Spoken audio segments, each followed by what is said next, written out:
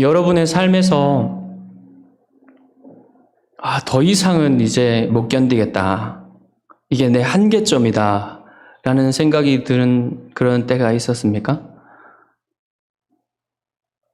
육상 종목 중에 장애물 경기 빼고는 육상 달리기 종목 중에 단거리 중에 가장 힘든 종목이 400m라고 해요. 100m 달리기는 전 이제 어릴 때 육상 선수가 한 적이 있어서 이 100m 달리기를 하면은 어릴 때도 뭐 한 이렇게 12초 정도 이렇게 뛰었거든요. 근데 이제 선수들은 9초대를 뛰어요. 9초나 10초 이렇게 뛰어요.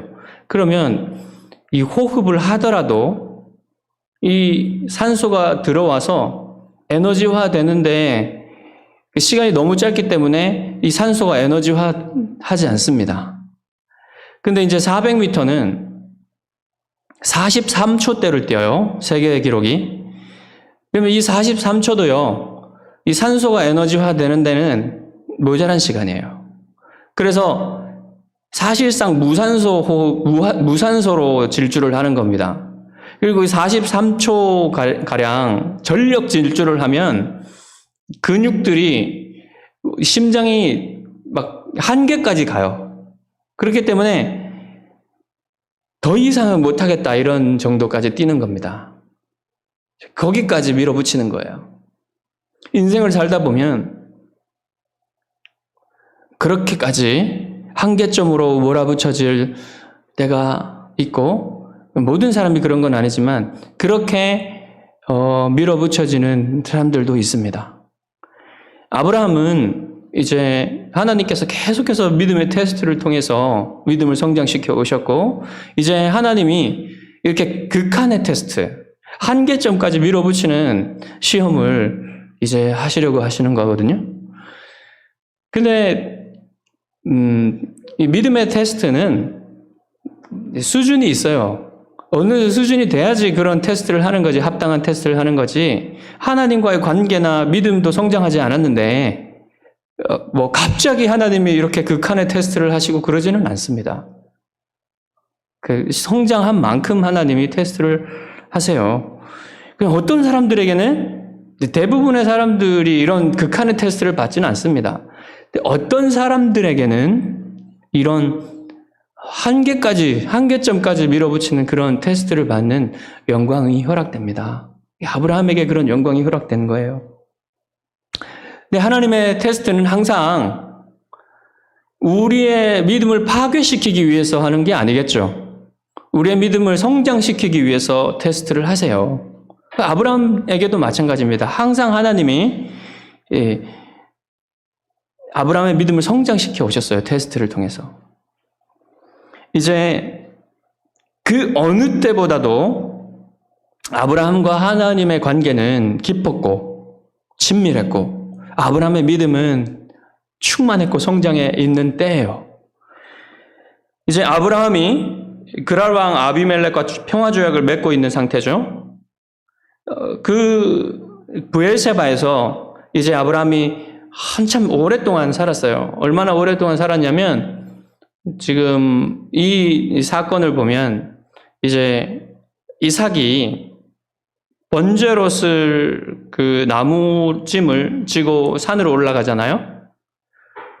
이 번제롯을 나무찜 상당히 많을 거예요. 왜냐하면 재물을 완전히 태워서 뼈까지 태워가지고 이 재로 만들 만큼 나무가 많아야 되거든요. 그만큼의 나무를 지고 산으로 올릴 정도라면 최소한 중학생 이상은 돼야 될 겁니다. 그러니까 최소로 잡아도 브엘세바에서 10년 이상을 산 거예요. 10년이 아니라 15년 정도 이렇게 이상을 산 거예요. 그러면 이제 이삭의 나이가 짐작할 만하죠. 이제 그만큼 살면서 평화를 누리고 번영을 누리고 이렇게 기쁨을 누리면서 살았어요. 아브라함이 하나님 하나님의 그 약속을 기억하면서 이제 이 이삭을 보면서 얼마나 기뻤겠어요. 이삭이 자라나는 거. 이스마엘이 자랄 때는 그런 기쁨이 없었어요.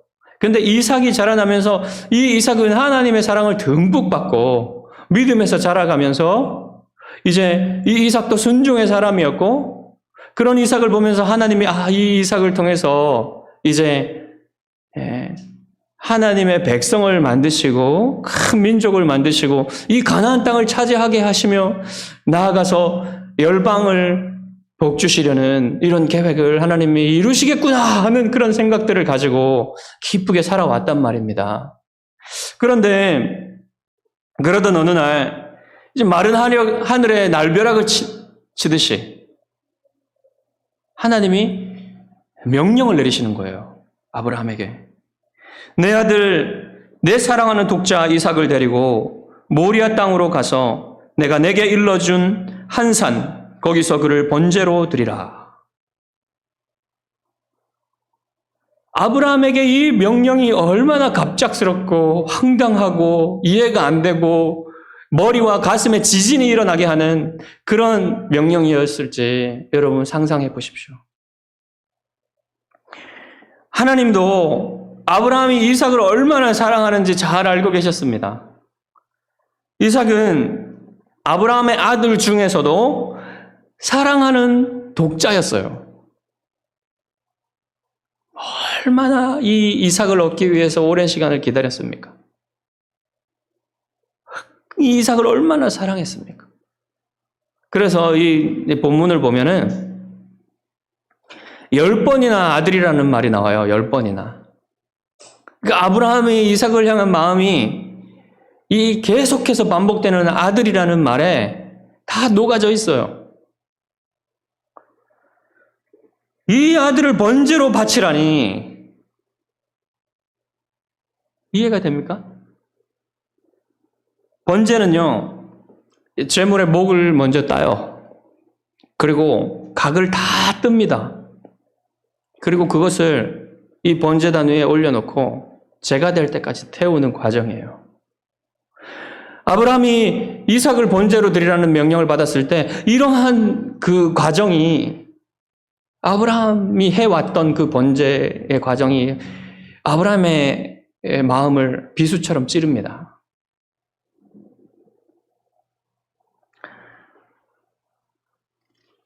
이 명령을 들은 아브라함이 심리적으로 받은 충격이 성경에 기록되어 있지는 않아요. 다만 아브라함이 아무 말도 없이 이 침묵 속에서 행동을 하는 모습을 보면 아브라함의 충격이 얼마나 큰지를 짐작할 수 있습니다. 아브라함 다음 날 아침에 일찍 일어납니다. 그리고 모리아 땅으로 갈 준비를 해요.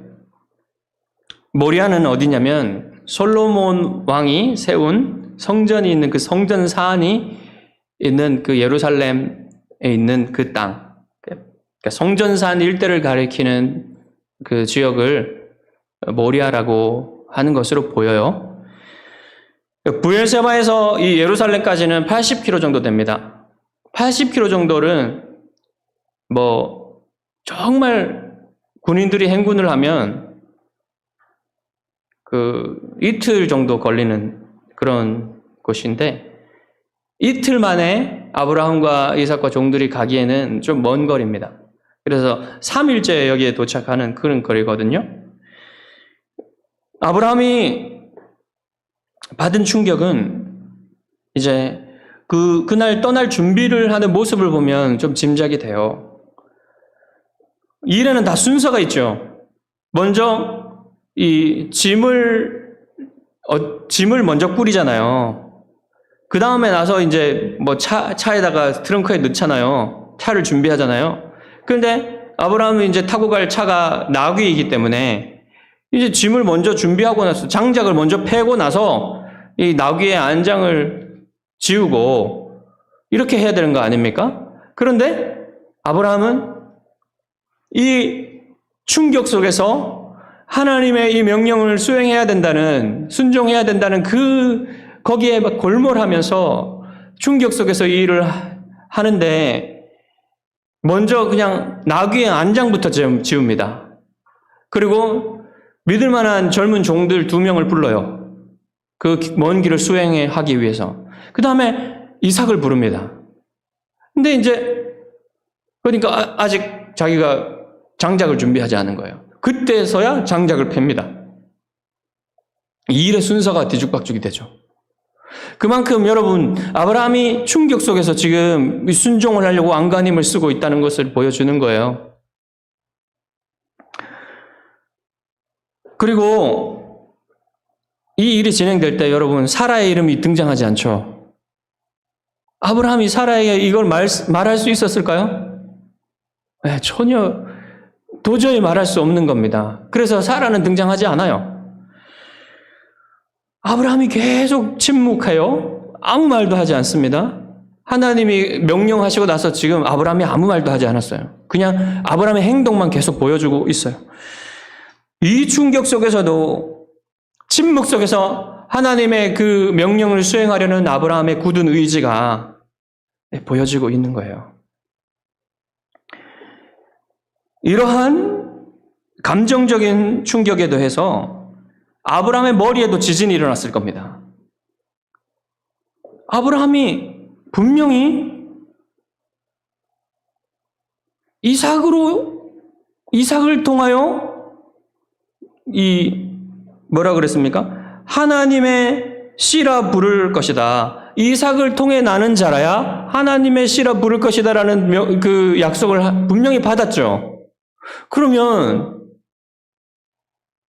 하나님이 이삭을 번제로 드리라는 건 뭡니까?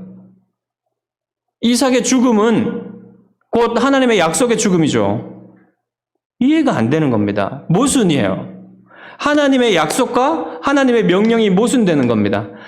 인간의 이성의 수준으로서는 도저히 이게 조화가 안 돼요. 여러분, 베드로가 아직 예수님의 부활에 대해서 아무 생각이 없었잖아요. 몰랐잖아요. 그런 상황에서 예수님이 고난받고 죽으리라고 하시니까 그것을 막아서는 것은 당연한 거 아니겠습니까? 어쩌면?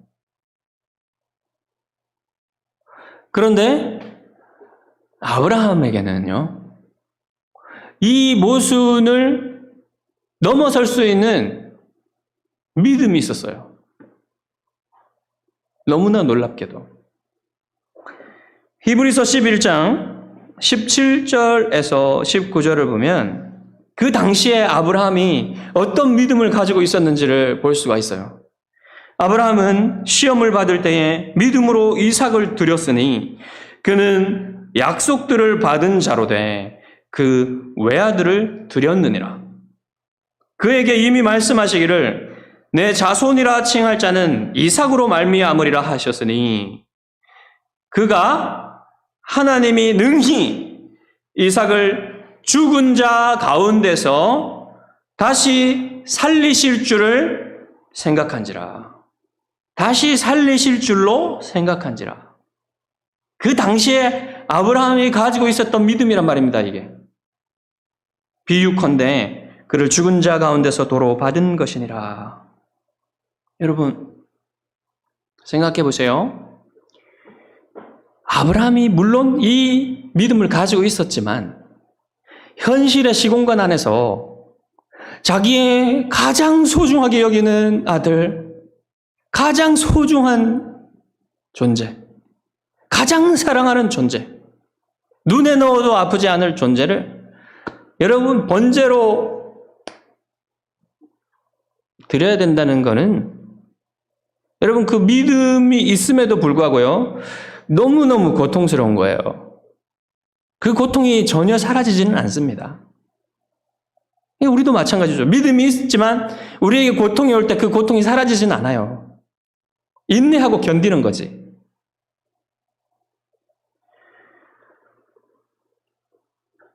또한 여러분, 아브라함의 믿음이요, 믿음 그 자체로 완전한 게 아닙니다. 그걸 한번 생각해 보세요. 믿음이 있지만 이 믿음이 계속 똑같이 유지되는 게 아니에요.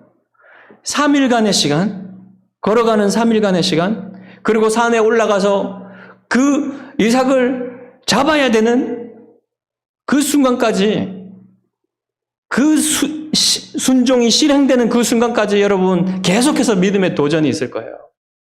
마귀가 유혹할 것이고 이렇게 하지 않아도 되지 않느냐. 꼭 이렇게까지 순종해야 되느냐. 그런 도전이 있지 않겠습니까?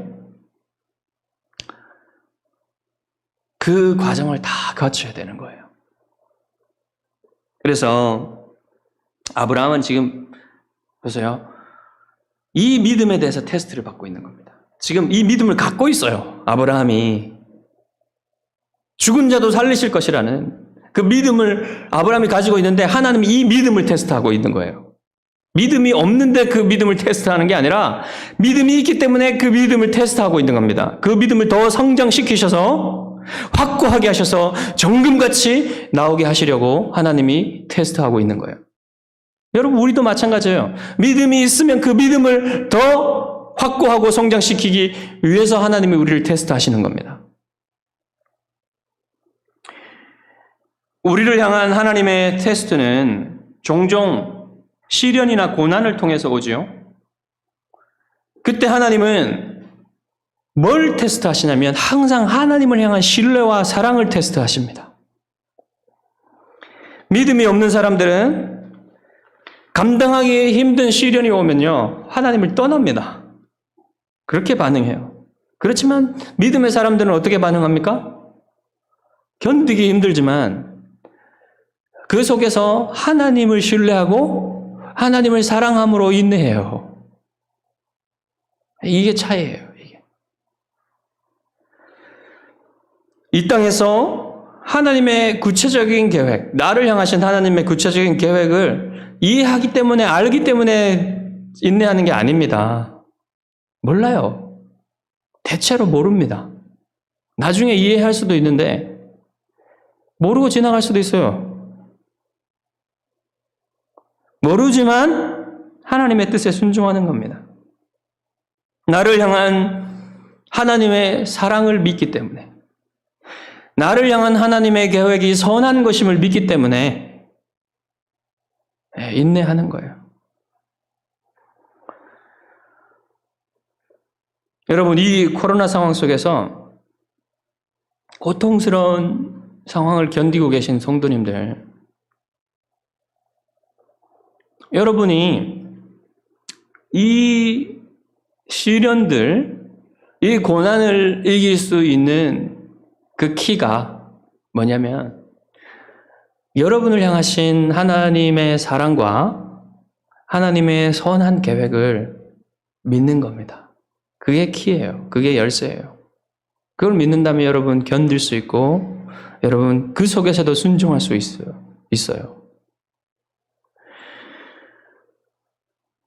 여러분이 시련과 고난 속에서도 하나님의 사랑과 하나님의 선한 계획을 믿고 순종할 때 하나님은 여러분의 삶 속에서 영광을 받으십니다. 여러분 흔히 생각하기를 어떤 사람이 불굴의 의지로서 어떤 대단한 성취를 하고 성공을 하고 그러면 하나님이 그 사람을 통해서 영광 받으시리라 생각합니까? 생각하죠. 사실은 하나님이 그것보다는 실패하고 시련을 겪고 고난을 받는데도 여전히 하나님을 사랑하면서 하나님을 신뢰하면서 하나님께 순종하는 사람을 통해 영광 받으세요. 그게 하나님의 은혜의 승리입니다. 모리아 땅으로 갈 준비를 마친 아브라함은 이제 침묵 속에서 길을 걸어갑니다. 모리아로 향하는 그 3일간의 여행 동안 아브라함은 꼭 필요한 말 외에는 하지 않은 것처럼 보입니다. 드디어 이제 3일째 되는 날에 멀리 하나님이 지시하신 그 산이 보입니다. 이제 가파른 산을 올라가야 하기 때문에 나귀는 남겨놓고 또 이 종들에게 자신이 하려고 하는 일들을 보여줄 수 없기 때문에 종들도 남겨둬야 돼요. 그리고는 이 종들에게 아브라함이 말을 남깁니다. 5절입니다. 너희는 나귀와 함께 여기서 기다리라. 내가 아이와 함께 저기 가서 예배하고 우리가 너희에게로 돌아오리라. 여러분, 종들에게는 우리가 너희에게로 돌아오리라는 말이 당연하죠. 그러나 아브라함에게는 당연하지 않습니다. 아브라함은 이 믿음의 한계점까지 몰아붙여진 극도의 고통 속에서, 고뇌 속에서 지금 믿음으로 하나의 기도를 드리는 그런 소망이 담긴 말이에요, 이게. 우리가 너희에게로 돌아오리라. 하나님이 그렇게 해주실 것을 간절히 믿음으로 바라보면서 기도하면서 소망을 내뱉는 거예요, 지금. 일이 어떻게 진행될지 구체적으로 알 수는 없지만 아브라함은 이 하나님의 명령에 끝까지 순종하려 합니다, 지금. 이제 산을 오르기 전에 번제에 쓸 나무찜은 이삭에게 지우고요. 아브라함은 손에 불과 칼을 들고 길을 떠납니다. 이 나무찜을 지고 산을 오르는 이삭의 모습은 예수 그리스도께서 십자가를 지고 골고다 언덕을 오르는 그 모습을 연상케 하죠. 실제로 골고다와 성전산은 그렇게 멀지 않은 같은 곳에 있어요. 이삭이 이 길을 걸어가면서 아버지의 침묵을 이렇게 느끼면서 이제 함께 걸어가요. 그러다가 이삭이 이 무거운 침묵을 깨고 아버지께 묻습니다. 네, 아버지요. 여러분, 이 말에서 아버지를 향한 존경이 이렇게 많이 묻어 있어요. 내 아들아, 내가 여기 있노라. 침묵을 하던 아브라함의 마음속에 있던 고통과 이삭을 향한 사랑이 많이 느껴지는 말이에요. 불과 나무는 있거니와 번제할 어린 양은 어디에 있나이까? 이삭은 자신이 번제로 드려질 것이라는 그런 생각은 전혀 못하고 이제 물어보는 겁니다. 그런데 뭔가 이상해요. 내 아들아, 번제할 어린 양은 하나님이 자기를 위하여 친히 준비하시리라. 아브라함은 모호하게 말할 수밖에 없었습니다. 하지만 결국 이 말이 사실이 되죠. 이때 이삭이 이제 뭔가 이상함을 느꼈어요. 하지만 더 이상 묻지 않습니다. 아브라함이 침묵하기 때문에. 아브라함의 어떤 고뇌를 이삭이 느끼고 있었고 더 이상 묻지 않습니다. 그래서 계속 올라가서 이제 하나님이 지시하신 곳에 도착을 했습니다. 아브라함이 돌로 제단을 쌓고 이삭이 지고 온 나무를 펼쳐 놓습니다. 여전히 어린 양이 없어요. 아브라함은 말없이 이삭을 묶어요. 이때 여러분, 이삭이 충분히 110세 이상이 된 이제 아브라함을 충분히 뿌리치고 도망갈 수 있지 않겠습니까? 근데 이삭은 순순히 아브라함이 결박하는 거를 그대로 따르면서 묶입니다. 여러분, 이 자신을 아버지께 온전히 맡겨드리는 그 이삭의 모습은 예수님이 아버지께 자신을 십자가의 고난에 그대로 맡겨드리는 것과 너무나 흡사하지 않습니까? 이사야 53장 7절과 10절은 이렇게 예언합니다. 그가 곤욕을 당하여 괴로울 때에도 그의 입을 열지 아니하였으며 마치 도수장으로 끌려가는 어린 양과 털 깎는 자 앞에서 잠잠한 양같이 그의 입을 열지 아니하였도다. 여호와께서 그에게 상함을 받게 하시기를 원하사 질고를 당하게 하셨은즉 그의 영혼을 속건제물로 드리기에 이르면 그가 씨를 보게 되며 그의 날은 길 것이요 또 그의 손으로 여호와께서 기뻐하시는 뜻을 성취하리로다. 여러분, 이 구절들이 아버지의 손에 자신을 온전히 맡겨드리는 아들의 순종을 잘 보여주고 있죠. 여기서 이삭과 또 아브라함과 그리스도와 하나님의 모습이 다 겹쳐지고 있습니다. 그런데 이삭의 이 순종도 놀랍지만 이 오늘 본문은 아브라함의 순종에 중점이 맞춰져 있어요. 아브라함은 고통 속에서 이삭을 결박하여 제단에 눕힙니다. 이는 그리스도께서 아버지의 뜻을 따라 자신을 십자가에 내어드린 것의 모형이에요. 또한 아브라함은 자기 목숨보다도 사랑하는 이삭을 하나님께 바쳐드리죠. 이것은 아버지 하나님이 독생자를 우리의 죄를 씻기 위해서 내어주시는, 십자가에 내어주시는 그 사랑의 그림자입니다. 이에 대하여 이제 요한이 이렇게 말을 합니다. 하나님이 세상을 이처럼 사랑하사 독생자를 주셨으니 이는 그를 믿는 자마다 멸망하지 않고 영생을 얻게 하려 하심이니라. 하나님의 사랑이라는 거예요. 이 하나님이 우리를 사랑하사 독생자를 주셨다는 것을 지금 보여준다는 거죠. 또한 사도 바울은 성부 하나님의 사랑에 대해서 이렇게 증언합니다. 자기 아들을 아끼지 아니하시고 우리 모든 사람을 위하여 내주시니가 어찌 그 아들과 함께 모든 것을 우리에게 주시지 아니하겠느냐. 보십시오, 여러분. 하나님에게 가장 소중한 것은 성자 하나님이셨습니다. 하나님에게 가장 소중한 그 성자 하나님을 우리를 위해 내어주신 하나님이 예수님보다 못한 모든 것을 우리를 위해서 아끼지 않고 주시지 않겠느냐, 이런 말씀이에요.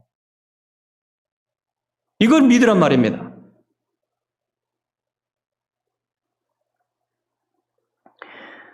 여러분, 바로 이거예요, 이거. 여러분이 하나님의 테스트를 받을 때에 하나님이 여러분을 사랑하신다는 거, 여러분을 사랑하셔서 주신다는 사실을 믿으시기 바란다는 거예요. 여러분을 향한 하나님의 사랑의 확실함과 여러분이 최고로 잘 되기를 바라시는 하나님의 마음이라는 거죠. 그런 마음으로 하나님이 테스트를 하신다는 거, 여러분을 시험하신다는 사실을 믿기 바란다는 거죠.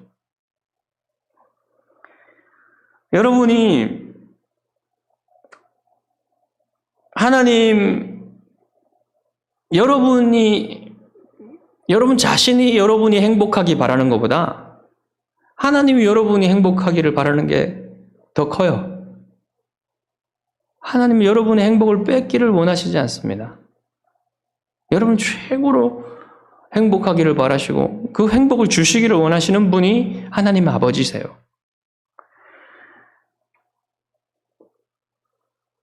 그러므로 여러분이 하나님 안에서 더욱 행복해지는 길이 무엇이겠습니까? 기꺼이 하나님의 뜻에 순종하는 거예요.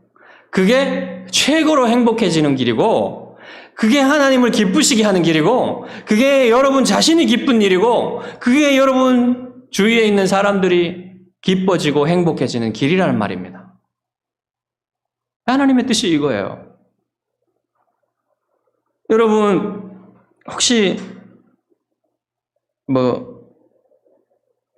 그런 생각 하십니까? 하나님이 혹시나 나를 너무 힘든 고난에 빠뜨리시면 어떡하지? 하나님이 나를 너무 힘들게 시험하시면 어떡하지? 여러분 그런 걱정하지 마세요. 그것도 그 믿음이 있는, 그 수준의 믿음이 있는 사람에게 주시는 겁니다. 그런 시험을 받았다면 그거는 굉장히 영광스러운 거예요. 그거 걱정하지 마세요. 그런 거. 그리고 하나님이 감당할 시험만 주시고 또 시험을 주실 때 피할 길을 내어 주십니다. 그런 분이 하나님이세요. 그런 걱정을 하지 않으셔도 됩니다. 미리. 이제 드디어 이야기의 절정에 이르렀습니다. 아브라함이 결국 이삭을 향해 칼을 들었어요. 아브라함의 의도는 분명히 이삭의 목을 향하여 이 칼을 내려치는 것입니다. 손을 내밀어 칼을 잡고 그 아들을 잡으려 하니 여호와의 사자가 하늘에서부터 그를 불러 이르시되 아브라함아 아브라함아 하시는지라. 아브라함이 이르되 내가 여기 있나이다 하매 사자가 이르시되 그 아이에게 내 손을 대지 말라. 그에게 아무 일도 하지 말라. 내가 내 아들 내 독자까지도 내게 아끼지 아니하였으니 내가 이제야 내가 하나님을 경외하는 줄을 아노라. 여러분, 이 여호와의 사자는 성육신 하시기 전에 아들 하나님, 성자 하나님이시라고 보시면 돼요. 여호와의 사자께서 아브라함을 막아 이삭을 죽이지 못하도록 하셨죠. 그리고 지금까지 아브라함이 들었던 어떤 말보다 더 달콤하고 더 위안이 되고 더 힘이 되는 말씀을 주십니다. 내가 내 아들 내 독자까지도 내게 아끼지 아니하였으니 내가 이제야 내가 하나님을 경외하는 줄을 아노라. 다시 말하면 네가 나를 믿고 네가 나를 그렇게 사랑하는 줄 알겠다. 이 말이에요. 하나님은 아브라함의 행동이 한계점까지 이르도록, 그러니까 다시 말하면 아브라함이 이제 정말 내리치는 순간, 이삭을 죽이려고 내리치는 그 순간까지 막지 않으셨어요. 한계점까지 몰아붙이신 겁니다. 아브라함이 이삭을 죽이려는 의도가 행동으로 옮겨지기 직전에 막으셨죠. 그렇게 해서 아브라함의 믿음과 아브라함의 충성심이 이제 확증이 되고 하나님께 받아들여진 겁니다. 테스트가 끝났어요. 통과한 겁니다. 하나님은 하나님을 향한 여러분의 믿음과 사랑과 충성심이 행동으로까지 옮겨지기를 기다리시는 거예요. 그것이 순종이라는 겁니다. 하나님이 여러분에게 원하시는 것을 실제로 행할 때 하나님이 그 순종을 귀하게 보십니다. 의도만 가지고는 충분하지 않아요. 이게 실제로 행동으로 옮겨져야 되는 겁니다. 그게 온전한 순종이라는 거예요. 순종을 실행에 옮기기까지도 계속해서 믿음의 도전이 있는 거예요. 여러분이 순종의 행동을 실제로 할 때 여러분 안에 있는 믿음의 실체가 드러나게 되는 거죠. 열매가 보여지게 되는 거죠.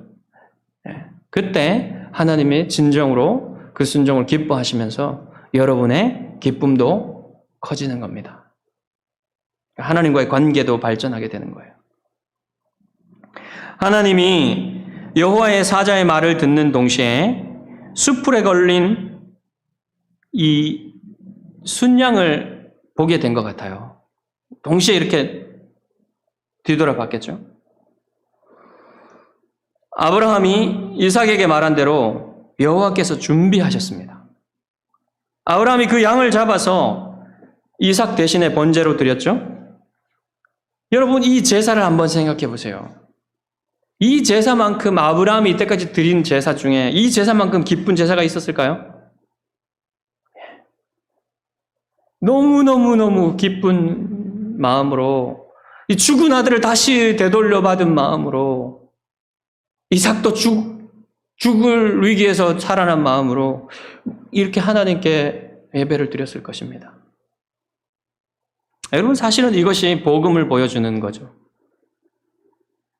우리가 죄 용서함을 받고 예수 그리스도의 십자가 복음을 믿고 구원받을 때, 그 구원의 그 놀라운 은혜가 얼마나 큰지를 깨달을 때, 이 기쁨으로 예배 드릴 수 있는 거예요. 이 기쁨으로 하나님께 예배를 드리는 겁니다. 우리 매일매일과 이 공예배 시간이 이러한 감격과 기쁨으로 하나님께 드려지는 예배입니다. 그런 예배로 드려질 수 있도록 여러분의 마음을 항상 이 복음의 감격 속에 있도록 힘쓰십시오. 아브라함은 황홀한 마음으로 그곳을 여호와 이레라고 불렀어요. 여호와께서 공급하시리라, 또는 여호와께서 준비하시리라는 뜻입니다. 여러분, 사람들은, 이 이스라엘 백성들은 계속해서 여호와의 산에서 준비되리라 이런 말을 하고 그 믿음을 드렸어요. 실제로 여호와의 산에서 준비되었죠. 하나님의 어린 양이. 이게 복음이라는 거예요. 이게 복음의 핵심입니다. 아브라함이 처음에 모호하게 하나님이 준비하시리라고 말했던 것이 그가 전혀 생각지 못했던 방법으로 이루어진 거죠. 사랑하는 성도 여러분, 하나님이 여러분이 소중히 여기시는 것을 하나님께 바치라고 말씀하실 때, 여러분 하나님께 순종하십시오.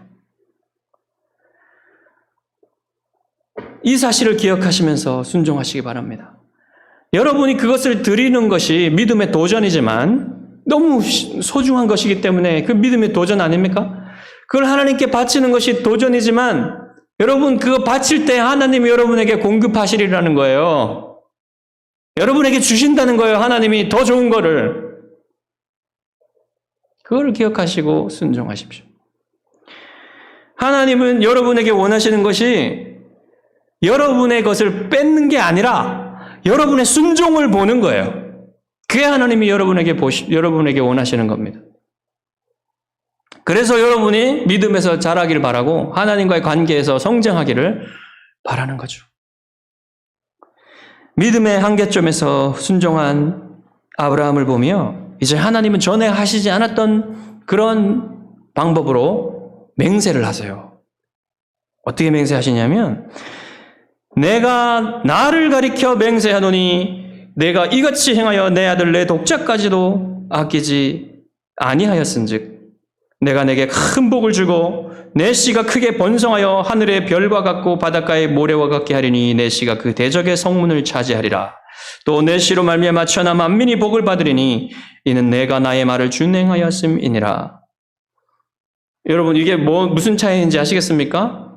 지난 하나님의 약속과 하나님이 하나님 자신으로 맹세하셨단 말이에요. 이 맹세의 무게가, 이 맹세의 중요성이 여기에 담겨 있습니다. 하나님 자신으로 맹세하셨다는 것의 중요성을 이렇게 히브리서는 말합니다. 하나님이 아브라함에게 약속하실 때에 가리켜 맹세할 자가 자기보다 더 큰 이가 없으므로 자기를 가리켜 맹세하였다.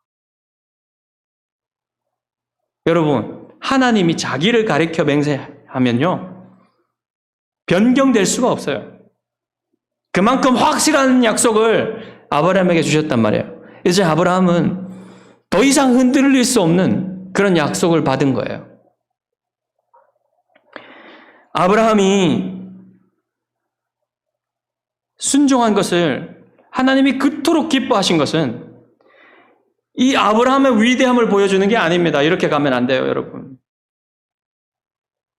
하나님이 아브라함에게 주신 그 은혜가 승리한 거예요. 그 은혜가 열매를 맺은 겁니다. 드디어. 이 극한의 상황에서도 순종하게 만드는 하나님의 은혜가 아브라함의 속에서 역사하여 승리한 겁니다. 이걸 보여주기 때문에 하나님이 그토록 기뻐하신 것이죠. 여러분 또한 이 아브라함과 이삭의 순종은 하나님과 하나님의 아들의 복음을 우리에게 그림처럼 보여주기 때문에 그 하나님의 사랑과 그 아들의 순종, 그 아들의 희생을 보여주기 때문에 하나님이 그토록 기뻐하셨어요. 다시 말하면 이 사건은 복음의 본질을 우리에게 보여준단 말입니다. 복음은 처음부터 끝까지 구원이 하나님의 은혜임을 우리에게 말해주는 겁니다. 우리의 순종조차도 하나님의 은혜 때문에 가능하다는 사실을 우리에게 보여주는 거예요.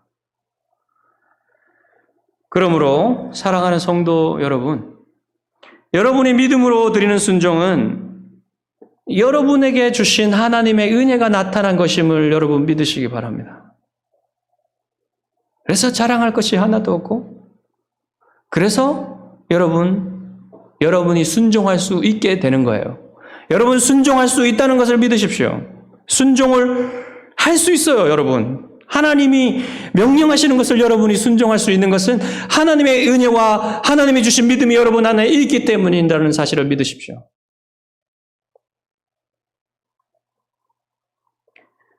자녀의 순종이 부모를 기쁘게 하고 부모의 사랑을 자녀에게 불러일으키듯이 여러분이 하나님의 명령을 순종할 때 하나님이 얼마나 기뻐하실지를 생각하십시오.